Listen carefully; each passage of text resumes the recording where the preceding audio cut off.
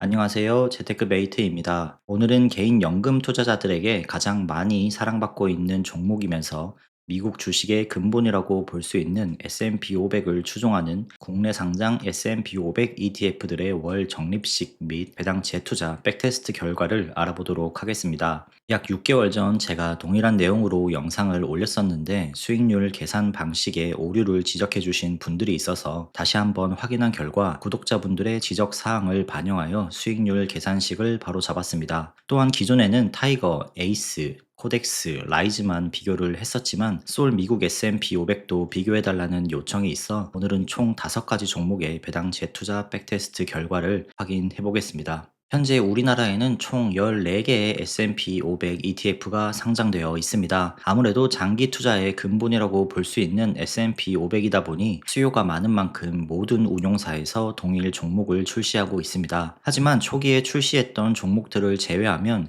시총과 거래량이 매우 낮아 투자하기에는 리스크가 있기 때문에 오늘은 시총이 가장 높은 4종목과 구독자 요청이 있었던 솔 미국 S&P 500까지 총 5종목을 비교해 보겠습니다. 참고로 동일선상에서 수익률 비교가 어려운 환해지 종목은 제외를 했습니다. 먼저 제가 진행할 백테스트 방법에 대해서 설명을 드리겠습니다. 총 4개의 종목 중 2종목씩 출시일이 같습니다. 그래서 출시일이 같은 2종목씩 먼저 수익률을 비교해 볼 예정입니다. 20년 8월 7일에 출시한 타이거와 에이스를 먼저 비교하고 두 번째로 21년 4월 9일에 출시한 코덱스와 라이즈를 비교해 보겠습니다. 두 번째로는 코덱스와 라이즈 일정과 동일하게 타이거와 에이스의 21년 4월부터의 수익률도 비교를 해보겠습니다. 마지막 세 번째는 모든 종목들의 총 보수가 비교적 수렴하는 기간인 23년 5월부터 현재까지 총 5개 종목을 비교하도록 하겠습니다. 이번 백테스트는 매월 50만원씩 적립식 투자로 가정했고 직장인들의 메인 월급날인 25일 종가 기준으로 매수하는 것으로 기준을 잡았습니다. 그리고 배당금의 경우 실제 배당이 지급되는 달에 모두 재투자하는 것으로 가정을 했고 25일이 휴일인 경우에는 그 다음 영업일에 매수하는 것으로 기준을 잡았습니다.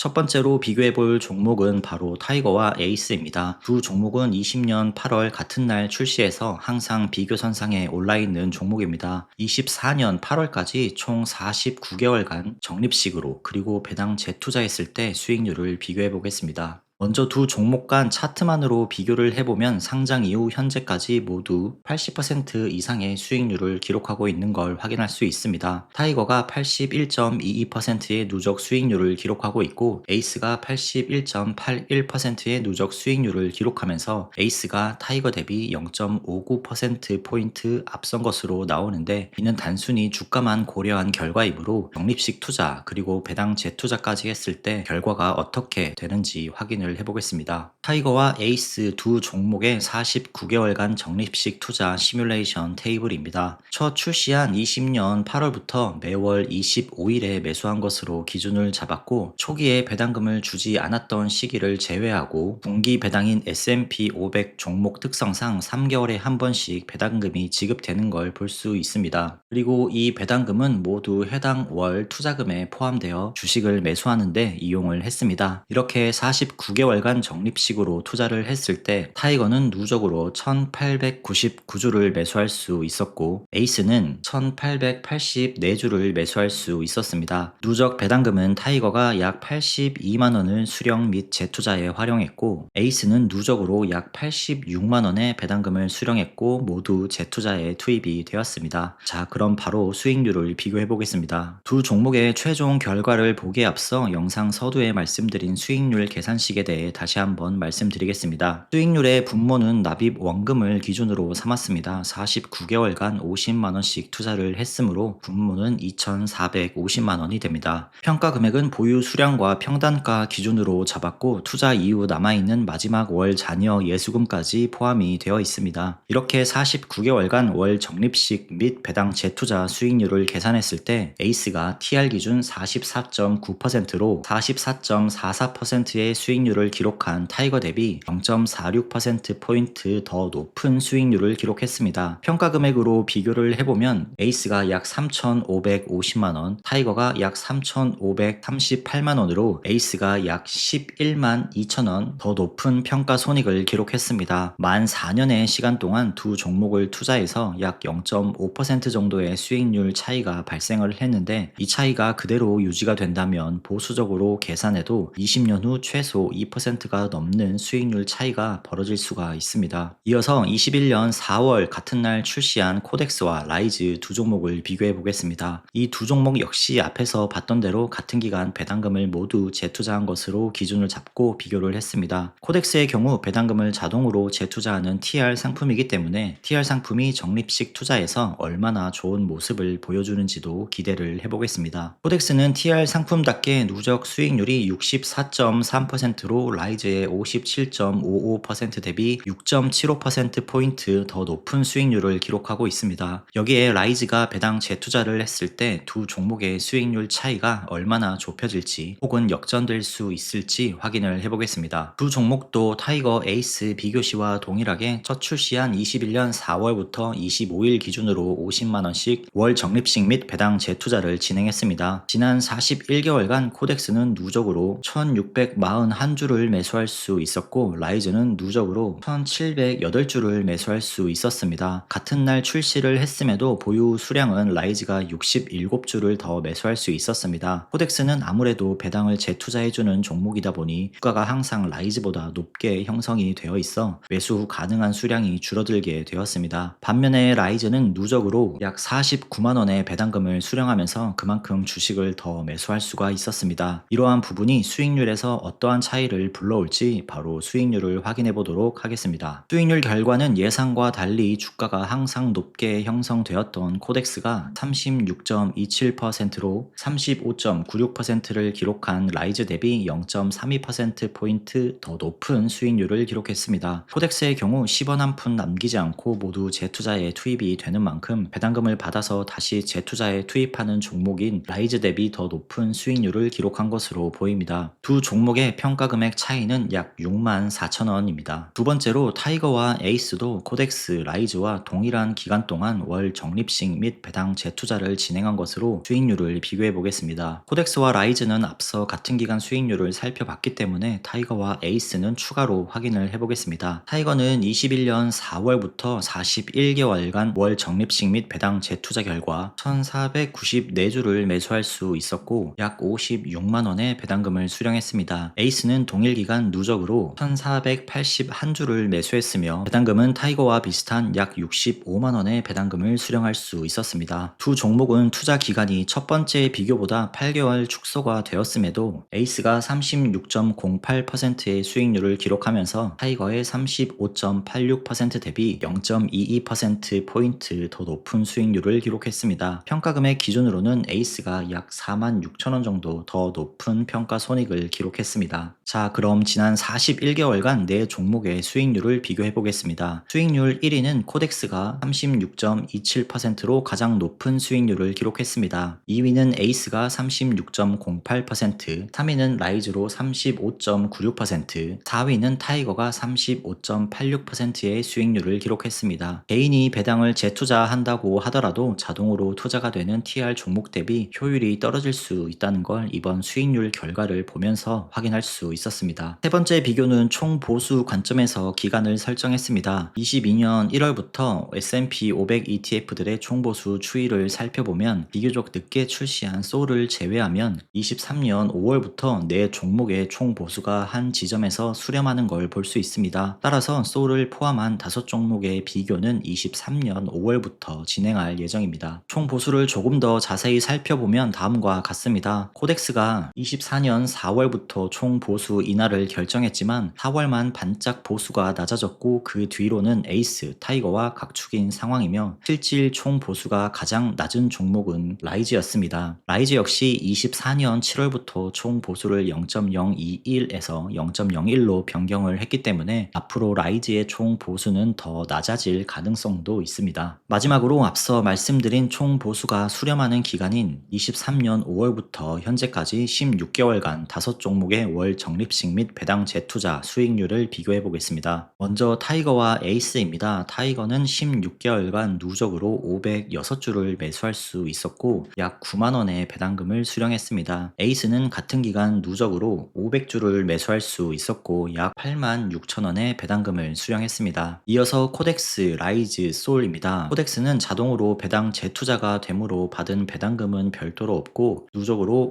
554주를 매수할 수 있었습니다. 라이즈는 같은 기간 누적으로 578주를 매수할 수 있었고 약 7만 7천 원의 배당금을 수령할 수 있었습니다. 마지막으로 솔은 월배당 종목이기 때문에 매월 배당금을 받아서 재투자에 투입이 된 걸 볼 수 있습니다. 그 결과 누적으로 606주를 매수할 수 있었고 약 6만 6천 원의 배당금을 수령할 수 있었습니다. 지난 16개월간 5종목의 수익률을 살펴보겠습니다. 놀랍게도 최종 순위 1위는 솔이 차지했습니다. 솔은 지난 16개월간 18.01%의 수익률을 기록하며 5종목 중 당당히 1위를 차지했습니다. 2위는 17.98%의 라이즈가 차지했으며 3위는 17.94%의 코덱스가 차지했습니다. 4위는 17.91%를 기록한 타이거, 5위는 17.86%를 기록한 에이스가 차지했습니다. 첫 출시부터 좋은 모습을 보여주었던 에이스가 최근 짧은 기간 비교에서는 가장 낮은 수익률을 기록했습니다. 나스닥 100 ETF 비교 시에도 최근 1년 비교 시에 에이스가 코덱스, 라이즈의 수익률이 밀렸었는데 S&P 500에서도 동일하게 수익률이 뒤처지는 모습을 보여주고 있습니다. 코덱스는 배당을 자동으로 재투자해주는 종목임에도 불구하고 라이즈와 솔의 수익률이 뒤처지게 되었는데 여기서 개인적으로 한 가지 궁금한 점이 아무래도 수익률을 비교하는 기간이 짧다 보니 종가의 괴리율에 따라 수익률의 차이가 발생하는 게 아닌가라는 생각이 들었습니다. 보통 우리가 ETF를 매수할 땐 장중 가격으로 매수를 하지만 재투자 비교는 종가로만 할 수밖에 없다 보니 기간이 짧으면 짧을수록 괴리율에 의한 편차가 발생할 수 있다는 생각이 들었습니다. 그러한 이유로 현재 페이지의 결과인 8월 26일 종가부터 9월 10일까지의 종가로 기준을 변경해 가면서 수익률에 차이가 있는지도 한번 확인을 해봤습니다. 각 종가별로 수익률 1위에 노란색 음영으로 표시를 했습니다. 앞서 보신 8월 26일 종가 기준으로는 솔이 1위를 차지했고 27일 역시 솔이 수익률 1위를 차지했습니다. 하지만 8월 28일부터는 조금씩 결과가 달라졌습니다. 결과적으로 총 12일간의 종가에 따라서 수익률 1위 횟수를 살펴보면 코덱스가 7회로 가장 많은 1위를 차지했고 두 번째로 라이즈가 3번, 세 번째로 솔이 2번의 수익률 1위를 차지했습니다. 타이거와 에이스는 종가가 변경되어도 한 번도 수익률 1위를 기록하지 못했습니다. 이러한 기준들을 평균으로 기록해보면 코덱스가 17.28%의 수익률을 기록하면서 가장 높은 수익률을 기록했습니다. 2위는 17.25%로 라이즈가 차지했고 3위는 17.2%의 수익률을 기록한 솔이 차지했습니다. S&P 500 ETF 중에서 가장 오랜 역사를 자랑하는 타이거와 에이스가 최근 퍼포먼스가 떨어진 걸 확인할 수 있는데 경쟁 종목들 대비 시총이 높아지면 높아질수록 더 좋은 모습을 보여주어야 하지만 반대의 모습을 보이면서 초기부터 두 종목을 모아온 투자자들에게 실망감을 줄 수 있을 것 같습니다. 타이거와 에이스는 초기부터 해당 종목을 선택을 해준 투자자들에게 보답을 할 수 있도록 경쟁 종목들 대비 앞으로 더 좋은 모습을 보여주길 바랍니다. 반면에 솔의 경우에는 중소규모의 운용사로서 최근 들어 운용사 자산 규모 순위가 7위에서 5위까지 상승했는데 미국 배당 다우존스 뿐만 아니라 S&P 500에서도 좋은 모습을 보여주고 있으므로 앞으로의 행보가 더 기대가 되는 운용사이기도 합니다. 마지막으로 국내 상장 S&P 500 ETF 중 어떤 종목을 매수할지 고민을 하고 계시는 분들이 있다면 저는 이렇게 제안 드려보고자 합니다. 먼저 수익률 1위 종목에 투자를 하고 싶거나 적립식 투자가 아닌 거치식 투자를 고민하고 있으신 분들은 코덱스 미국 S&P 500 TR 종목이 가장 적합할 것으로 생각이 됩니다. 반면에 장기 투자를 하면서 저와 같이 배당금을 받는 게 투자의 원동력이 되는 분들은 두 가지 옵션을 제안해 보겠습니다. 먼저 아직 S&P 500에 투자를 하지 않고 있고 어떤 종목에 투자를 해야 될지 고민을 하고 계신다면 라이즈 미국 S&P 500이 가장 적합할 것으로 생각됩니다. 라이즈가 총보수 측면에서도 좋은 모습을 보여주고 있고 최근 수익률 역시 TR 종목 못지않는 결과를 보여주고 있기 때문입니다. 솔의 경우에는 라이즈와 비슷한 결과를 보여주었지만 아직까지는 시청과 거래량이 낮은 점으로 인해 선뜻 추천해주기는 어려운 상황입니다. 추후 자산 규모 상승 여부를 지켜보면서 투자 여부를 결정해야 될 것 같습니다. 반면에 기존의 S&P S&P 500을 계속해서 투자를 하고 계신 분들이라면 굳이 종목을 변경할 필요 없이 에이스 미국 S&P 500을 투자하시면 될 것 같습니다. 저 역시 현재는 에이스를 메인으로 모아가고 있는 만큼 에이스 매수를 계속해서 이어갈 예정입니다. 다만 총 보수가 수렴했던 23년 5월부터 앞으로 시간이 더 지난 후에도 라이즈나 솔만큼의 퍼포먼스를 보여주지 못한다면 적립하는 종목을 변경할 수도 있을 것 같습니다. 현재까지 배당 재투자 백테스트 컨텐츠로 미국 배당 다우존스, 나스닥, 그리고 오늘 S&P 500까지 결과를 공유 드렸습니다. 앞으로 주기적으로 시간이 지나고 참고할 만한 결과가 나온다면 다시 한번 영상으로 공유 드릴 수 있도록 하겠습니다. 오늘은 연금을 통해 노후를 준비하고 계신 분들에게 가장 기본이 되는 종목 중 하나인 국내 상장 S&P 500 ETF들의 적립식 그리고 배당 재투자를 했을 때 수익률을 비교해봤습니다. 아직까지 우리나라의 해외 주식형 ETF들이 본격적으로 자리 잡은 지가 오래되지 않았기 때문에 오늘의 결과는 언제 어떻게 다시 바뀔지 알 수는 없습니다. 오늘 영상의 목적은 특정 종목을 선택해서 수익률을 조금이라도 더 높여보라는 것보다는 노후 준비의 기본으로 볼 수 있는 개인 연금 투자를 어떤 종목을 매수해야 할지 고민하면서 시간을 보내지 말고 바로 시작해보라는 의미로 영상을 준비해봤습니다. 수익률 결과를 보셔서 아시겠지만 국내 상장 S&P 500 ETF 어느 종목이든 지난 몇 년간 단순히 매월 적립식 매수만 했더라도 연평균 10%가 넘는 수익률을 기록할 수 있다는 걸 눈으로 확인하셨기 때문에 주식 투자에 대한 두려움보다는 노후에 대한 희망으로 이 영상을 접하셨길 바라면서 오늘 영상을 마치겠습니다. 오늘 영상은 여기까지입니다. 도움이 되셨다면 구독과 좋아요 부탁드립니다. 다음 영상에서도 더욱 유익하고 도움되는 영상으로 찾아뵙겠습니다. 시청해주셔서 감사합니다.